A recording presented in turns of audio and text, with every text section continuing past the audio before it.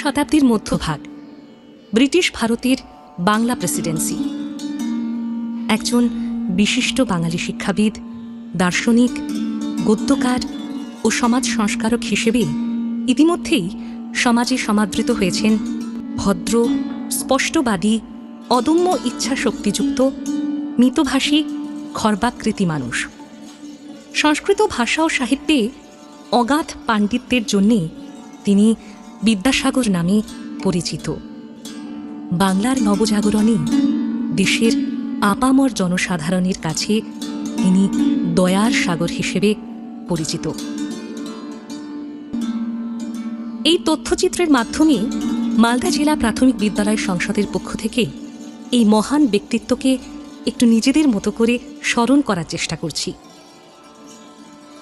1820 সালের 26শে সেপ্টেম্বর বাংলার 1227 বঙ্গাব্দের 12ই আশ্বিন তৎকালীন হুগলি জেলার বীরসিংহ গ্রামে বিদ্যাসাগর জন্মগ্রহণ করেন। পিতা ঠাকুরদাস বন্দ্যোপাধ্যায় ও মাতা ভগবতী দেবী।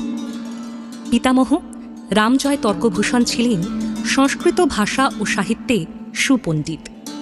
তিনি বিদ্যাসাগরের নামকরণ করেন ঈশ্বরচন্দ্র বন্দ্যোপাধ্যায় শর্মা। 1828 সালে পাঠশালা শিক্ষা সমাপ্ত করে উচ্চশিক্ষা লাভের জন্যে পিতার সঙ্গে কলকাতা আসেন ঈশ্বরচন্দ্র। কথিত আছে, পায়ে হেঁটে কলকাতা আসার সময় পথের ধারে মাইল ফলক দেখে খুব সহজেই ঈশ্বরচন্দ্র ইংরেজি সংখ্যা শিখে ফেলেন। হ্যাঁ বাবা, রাস্তার ধারে বাটনাবাটা শিলটা পুঁতে রেখেছে কেন? ওরে, ওটা বাটনাবাটা শিল নয়, ওটা হচ্ছে মাইলস্টোন। ইংরেজিতে মাইল মানে হচ্ছে আধঘোষ, স্টোন মানে হচ্ছে পাথর। এই প্রত্যেক আধঘোষ অন্তর এমনি করে একটা পাথর সরকারি লোকেরা পুঁতে রেখেছে, যাতে লোকেরা বুঝতে পারে এখান থেকে কলকাতা কত দূর। এটাতে কি অঙ্ক লেখা আছে বাবা? ওটা 19। এটা তাহলে ইংরেজির 1 আর এটা 9? হ্যাঁ।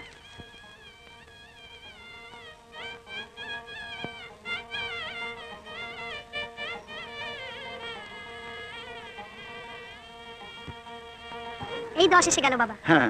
এই শূন্যটা ঠিক যেন বাংলা শূন্য। ইংরেজি অঙ্ক আমার সব শেখা হয়ে গেল বাবা। বলিস কি রে, একবার দেখি? হ্যাঁ বাবা। আচ্ছা, দেখা যাবে এখন। ওরে রামা, ছেলেটা অনেকক্ষণ থেকে হাঁটছে, এইবার তুই ওকে একটু কাঁধে নে বাবা, নে। হ্যাঁ, চ।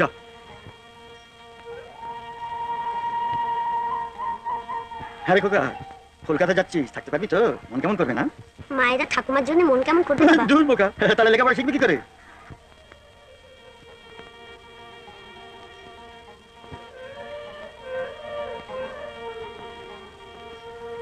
এটা কি লেখা রয়েছে পড়তে হবে খোকা?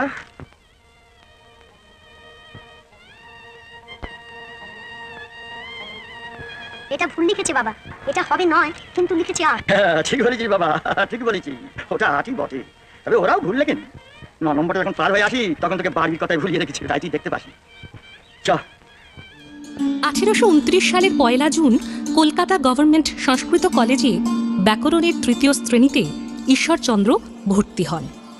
এই কলেজে তার সহপাঠী ছিলেন মদন মোহন তর্কালঙ্কার। 1830 সালে ব্যাকরণের পাশাপাশি ইংরেজি শ্রেণীতেও ভর্তি হন ঈশ্বরচন্দ্র। 3 বছর পর মাত্র 12 বছর বয়সে প্রবেশ করেন কাব্য শ্রেণীতে। ছাত্রজীবনে ঈশ্বরচন্দ্র প্রতিটি পরীক্ষায় কৃতিত্বের সঙ্গে উত্তীর্ণ হন এবং প্রতি বছরই বৃত্তি ও গ্রন্থ লাভ করেন। 1839 সালের 22শে এপ্রিল হিন্দু ল কমিটির পরীক্ষায় কৃতিত্বের সঙ্গে উত্তীর্ণ হন এবং 16ই মে প্রাপ্ত ল কমিটির প্রশংসাপত্রে তার নামের সঙ্গে প্রথম বিদ্যাসাগর উপাধিটি ব্যবহৃত হয়। 1834 সালে ক্ষীরপাই নিবাসী শত্রুঘ্ন ভট্টাচার্যের কন্যা দীনময়ী দেবীর সঙ্গে ঈশ্বরচন্দ্রের বিবাহ হয়। সংস্কৃত কলেজে শিক্ষা সমাপ্ত হবার পর 1841 সালে মাত্র 21 বছর বয়সে পোর্ট উইলিয়াম কলেজে বাংলা বিভাগের প্রধান পণ্ডিত হিসেবে বিদ্যাসাগর কর্মজীবন শুরু করেন, যেখানে তিনি সাধারণ ইংরেজ যুবকদের বাংলা শেখাতেন। বেতন মাসে 50 টাকা। 1842 থেকে 1844 সাল পর্যন্ত মেট্রোপলিটন স্কুলের প্রধান শিক্ষকের দায়িত্বভারও গ্রহণ করেন বিদ্যাসাগর। 1846 সালে সংস্কৃত কলেজের সহকারী সচিবের দায়িত্বভার গ্রহণ করেন। 1847 সালে স্থাপন করেন সংস্কৃত প্রেস ডিপোজিটরি নামে এক প্রকাশনী। প্রকাশিত হয় বিদ্যাসাগরের প্রথম গ্রন্থ বেতাল পঞ্চবিংশতি। বন্ধু মদনমোহন তর্কালঙ্কারের সাথে সংস্কৃত যন্ত্র নামে একটি প্রিন্টিং প্রেসও স্থাপন করেন। 1849 সালে মাসিক 80 টাকা বেতনে ফোর্ট উইলিয়াম কলেজে মুখ্য সম্পাদক ও কোষাধ্যক্ষ পদে নিযুক্ত হন। 1841 থেকে 1850 সালের মধ্যে কলকাতা মেডিকেল কলেজের মানব শরীর বিদ্যা বিভাগেও অধ্যাপক ছিলেন বিদ্যাসাগর। বাংলায় নারী শিক্ষা বিস্তারের জন্য সবথেকে গুরুত্বপূর্ণ ব্যক্তিত্ব হলেন বিদ্যাসাগর।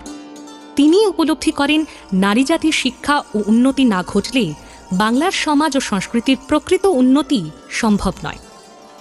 তিনি ও জন ড্রিঙ্কওয়াটার বেথুন 1849 সালে কলকাতায় একটি হিন্দু বালিকা বিদ্যালয় স্থাপন করেন। 1862 সালে যার নাম হয় বেথুন স্কুল। এটি ভারতের প্রথম বালিকা বিদ্যালয়। বিদ্যাসাগর ছিলেন বিদ্যালয়ের সচিব। পরবর্তীতে স্কুলের নাম পরিবর্তিত হয়ে দাঁড়ায় বেথুন কলেজ। 1850 সালে সংস্কৃত কলেজে সাহিত্যের অধ্যাপকের পদ গ্রহণ করেন বিদ্যাসাগর। 1851 সালে 150 টাকা বেতনে কলেজের অধ্যক্ষ পদে নিযুক্ত হন। কলেজের অধ্যক্ষের দায়িত্বভার গ্রহণ করে পুরো শিক্ষা ব্যবস্থায় আমূল পরিবর্তন আনার চেষ্টা করেন তিনি। সকল বর্ণের মানুষের জন্য সংস্কৃত কলেজের দ্বার উন্মুক্ত করে দেওয়া হয়। পাঠ্যক্রম সহজবোধ্য করার জন্য রচনা করেন উপক্রমণিকা ও ব্যাকরণ কৌমুদী। সংস্কৃত কলেজে শিক্ষকতা করার সময় বিদ্যাসাগর অনেক পাঠ্যপুস্তক রচনা করেন। কর্তা কর্ম ক্রিয়ার অন্বয় সাধন ও জ্যোতিচিহ্নের ব্যবহারের মাধ্যমে মাধুর্যপূর্ণ বাংলা গদ্য রচনা করেন, যার জন্যে বিশ্বকবি রবীন্দ্রনাথ ঠাকুর বিদ্যাসাগরকে বাংলা গদ্যের জনক হিসেবে অভিহিত করেন। কল্পনা ও স্বকীয় পাণ্ডিত্যের সংমিশ্রণে বিদ্যাসাগর যে গদ্য ভাষার জন্ম দেন তা ছিল সরস, সুমধুর, সুশ্রাব্য, ছন্দময় ও গতিশীল। এই অর্থে তিনি ছিলেন বাংলা গদ্যের নবজন্মদাতা, বাংলা আধুনিক গদ্যের জনক। তৎকালীন বাংলার জনপ্রিয় পত্রিকা তত্ত্ববোধনের সম্পাদক হিসেবে দেবেন্দ্রনাথ ঠাকুরের সান্নিধ্যে সমৃদ্ধ হয়ে ওঠেন বিদ্যাসাগর। বিধবা বিবাহ প্রচলিত হওয়া উচিত কিনা এই বিষয়ে একটি প্রবন্ধ প্রকাশিত হয় এই পত্রিকায়। বিদ্যাসাগরের সবচেয়ে গুরুত্বপূর্ণ অবদান বিধবা বিবাহ আইন প্রণয়নে। হিন্দু বিধবাদের অসহনীয় দুঃখ, তাঁদের প্রতি পরিবারবর্গের অন্যায়, অবিচার, অত্যাচার তাকে গভীরভাবে ব্যথিত করেছিল। 1855 সালে বিধবা বিবাহ প্রচলিত হওয়া উচিত কিনা সেই বিষয়ে প্রথম পুস্তক প্রকাশিত হয়। বিধবাদের পুনর্বিবাহের জন্য ভারতে নিযুক্ত ব্রিটিশ সরকারের কাছে বহু স্বাক্ষর সম্বলিত একটি পিটিশনও দায়ের করেন। 1856 সালের জুলাই মাসে বিধবা বিবাহ আইন সিদ্ধ হয়। তবে শুধু আইন প্রণয়নেই ক্ষান্ত থাকেননি বিদ্যাসাগর। তার উদ্যোগে একাধিক বিধবা বিবাহের অনুষ্ঠান আয়োজিত হয় কলকাতায়। বিধবা বিবাহ প্রবর্তনের সঙ্গে সঙ্গে বহু বিবাহের মতো একটি কুপ্রথাকেও নির্মূল করতেও আজীবন সংগ্রাম করেন বিদ্যাসাগর মহাশয়। প্রচার করেন বাল্য বিবাহ রোধের সপক্ষেও। 1855 সালের বাংলা নববর্ষের দিন প্রকাশিত হয় যুগান্তকারী বাংলা শিশুপাঠ্য বর্ণ পরিচয়। বাঙালি শিশুদের জন্য বিদ্যাসাগর শতাব্দীর সর্বশ্রেষ্ঠ প্রাথমিক পুস্তক রচনা করেন। সংস্কৃত কলেজের অধ্যক্ষের পদ ছাড়াও মাসিক অতিরিক্ত 200 টাকা বেতনে দক্ষিণবঙ্গের সহকারী বিদ্যালয় পরিদর্শকের পদে নিযুক্ত হন। এই বছরেই দক্ষিণবঙ্গের 4 জেলায় 19টি বিদ্যালয় স্থাপন করেন এবং বাংলা শিক্ষক প্রশিক্ষণের উদ্দেশ্যে সংস্কৃত কলেজের প্রাতঃকালীন বিভাগে স্থাপন করেন নর্মাল স্কুল। মাত্র 1 বছরে সমগ্র দক্ষিণবঙ্গে 35টি বালিকা বিদ্যালয় স্থাপন করেছিলেন। 1857 সালে স্থাপিত হয় কলকাতা বিশ্ববিদ্যালয়। বিশ্ববিদ্যালয়ের পরিচালন সমিতির অন্যতম সদস্য পদে মনোনীত হন এবং বিশ্ববিদ্যালয়ের মুখ্য পরীক্ষক হিসেবে বিদ্যাসাগর যোগদান করেন। 1858 সালে শিক্ষা বিভাগের অধিকর্তার সঙ্গে মতবিরোধ হলে তিনি সংস্কৃত কলেজের অধ্যক্ষের পদ ত্যাগ করেন। 1864 সালে কলিকাতা ট্রেনিং স্কুলের নাম পরিবর্তন করে রাখা হয় কলকাতা মেট্রোপলিটন ইনস্টিটিউশন। 1872 সালে এখানে মেট্রোপলিটন নামক একটি কলেজ সংযুক্ত হয়, যেটি বর্তমানে কলকাতার বিখ্যাত বিদ্যাসাগর কলেজ নামে পরিচিত। কেউ অর্থ সংকটে পড়লে বিদ্যাসাগরের কাছে এলে তিনি কখনোই তাকে শূন্য হাতে ফেরাতেন না। তৎকালীন বাংলার জনপ্রিয় কবি মাইকেল মধুসূদন দত্ত ইউরোপে ব্যারিস্টারি পড়তে গিয়ে ঋণগ্রস্ত হয়ে যখন বিদ্যাসাগরের কাছে অর্থ সাহায্য চান, তখন বিদ্যাসাগরের কাছে অর্থ ছিল না। তিনি ধার করে মাইকেলকে 1500 টাকা পাঠান। দরিদ্র মানুষের জন্য সর্বদা তাঁর হৃদয়ে সহানুভূতি পূর্ণ থাকত। তাই দেশের আপামর দরিদ্র সাধারণ এই সংস্কৃত শাস্ত্র বিশারদকে জানত দয়ার সাগর নামে। বিদ্যাসাগর তুমি বিখ্যাত ভারতে, করুণা সিন্ধু তুমি সেই জানে মনে, দিন যে দিনের বন্ধু। 1872 সালে হিন্দু বিধবাদের সাহায্যার্থে হিন্দু ফ্যামিলি অ্যানুইটি ফান্ড নামে একটি অর্থনৈতিক প্রতিষ্ঠান স্থাপন করেন। 1871-72 সাল নাগাদ বিদ্যাসাগরের স্বাস্থ্যের অবনতি হয়। জল হাওয়া পরিবর্তনের জন্য 1873 সালে বিদ্যাসাগর তারমাটারে আসেন। এই নাও দেখি। না, পয়সা দিতে হবে না। কেন বাবা, তুমি কেমন তড় কুলিয়ে? কি নাম তোমার? ঈশ্বরচন্দ্র বিদ্যাসাগর, আদি নিবাস বীরসিংহে। এখন এখানেই থাকছি। স্টেশনে এসে দেখলাম আপনি এত ছোট ব্যাগ নিয়ে বিপদে পড়েছিলেন, তাই একটু এগিয়ে দিলাম। আগে মশাই আমায় ক্ষমা করে দিন। আমি আমার ভুল বুঝতে পেরেছি। আসলে মানুষ যত বড়ই হয়ে যাক না কেন নিজের কাজ নিজেকেই করা দরকার। আমায় ক্ষমা করে দিন আপনি। এখানে সাঁওতালদের গ্রামে তিনি একা থাকতেন। সকলে তাকে খুব ভালোবাসতেন। এখানে নন্দন কানন নামে একটি বিদ্যালয় স্থাপন করেন। সাঁওতালদের সেবা করার জন্য বিনে পয়সার একটি হোমিওপ্যাথি ক্লিনিকও খোলেন। 1871 সালে কাশীতে মা ভগবতী দেবী প্রয়াত হন। মাতৃভক্তি ছিল বিদ্যাসাগরের চরিত্রের অন্যতম গুণ।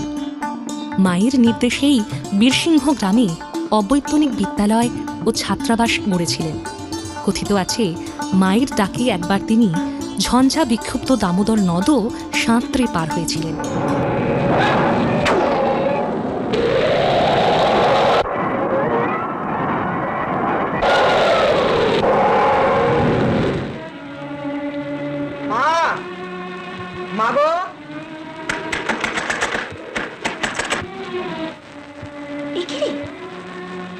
দামোদর সাঁতরে পার হতে বলেছে মা। এই দুটোকে মাঝির হাত পার করে দিতে চাইল না। কি সর্বনাশ! বর্ষা দামোদরে ঝাঁপ দিয়েছিলি? তুমি যে দেখেছিলে মা। এমন জানলে তোকে আমি আসতে লিখতাম না বাবা। আয় ভেতরে আয়, ভেতরে আয়। 1875 সালে কাশীতে বাবা ঠাকুরদাস বন্দ্যোপাধ্যায়ের মৃত্যু হয়। মাতা পিতার প্রতি বিদ্যাসাগরের ছিল অসীম শ্রদ্ধা। তথাকথিত ভগবানের মূর্তি পূজায় বিদ্যাসাগর বিশ্বাস করতেন না। তিনি মনে করতেন মাতা পিতাই তার জীবিত ভগবান। 1875 সালে কলকাতার বাদুড় বাগানে বিদ্যাসাগর একটি বসত বাড়ি নির্মাণ করেন।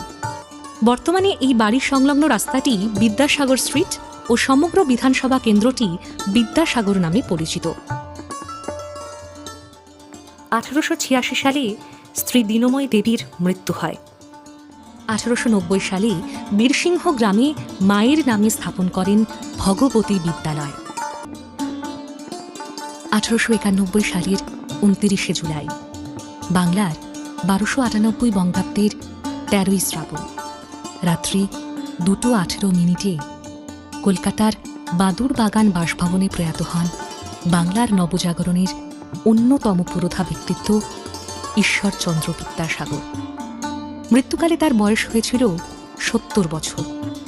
অন্তর্চলি ও শেষকৃত্যের জন্য বিদ্যাসাগরের শীর্ণকায় দেহ আনা হয় গঙ্গায়। ওম মধুবাতারিতায়তে ওম মধুমৎ পার্থিবং রজঃ মাধ্বীর্ন সন্তোষধি মধুনক্তমুতোষসঃ মধুদ্দৌরস্তু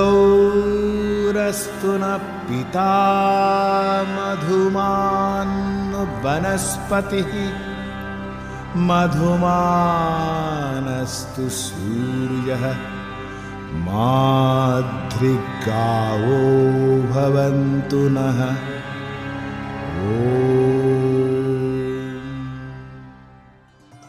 বিদ্যাসাগর ছিলেন প্রকৃত দেশপ্রেমিক। তিনি সর্বদা বলতেন, আমি সাধারণ রীতিনীতি ও সংস্কারের অন্ধভক্ত নই। আমার কাছে যেটা মনে হবে দেশ তথা সমাজের জন্য উপকারী, আমি শুধু সেটাই করতে দৃঢ় প্রতিজ্ঞ। মৃত্যুর পর 1891 সালে তার অসমাপ্ত আত্মজীবনী বিদ্যাসাগর চরিত প্রকাশ করেন পুত্র নারায়ণচন্দ্র বিদ্যারত্ন। বিংশ শতাব্দীর শেষার্ধে বিদ্যাসাগরের সম্মানে একাধিক উদ্যোগ গৃহীত হয়। 1981 সালে মেদিনীপুর শহরে স্থাপিত হয় তাঁর নামাঙ্কিত বিদ্যাসাগর বিশ্ববিদ্যালয়। 1992 সালে বিদ্যাসাগরের প্রয়াণ শতবর্ষ উপলক্ষে কলকাতা ও হাওড়া শহরের মধ্যে সংযোগ রক্ষাকারী অন্যতম গুরুত্বপূর্ণ দ্বিতীয় হুগলি সেতু বিদ্যাসাগর সেতু নামে উৎসর্গিত হয়। কিন্তু এত কিছুর পরও কিছু প্রশ্ন থেকেই যায়। কেন এই বিদ্যাসাগর জন্মজয়ন্তী উদযাপন?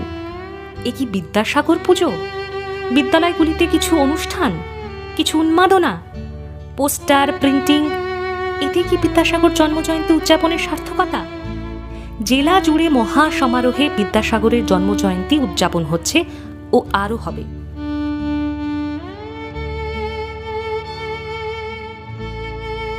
আমরা মালদা জেলা প্রাথমিক বিদ্যালয় সংসদের তরফ থেকে আশা রাখছি জেলা জুড়ে সমস্ত বিদ্যালয়ের প্রতিটি শিক্ষার্থী এই তথ্যচিত্র দেখুক, বিদ্যাসাগর তথা বিভিন্ন মনীষীদের জীবনাদর্শ অনুসরণ করুক এবং ভবিষ্যতে দেশের একজন সুনাগরিক হয়ে উঠুক। ধন্যবাদ।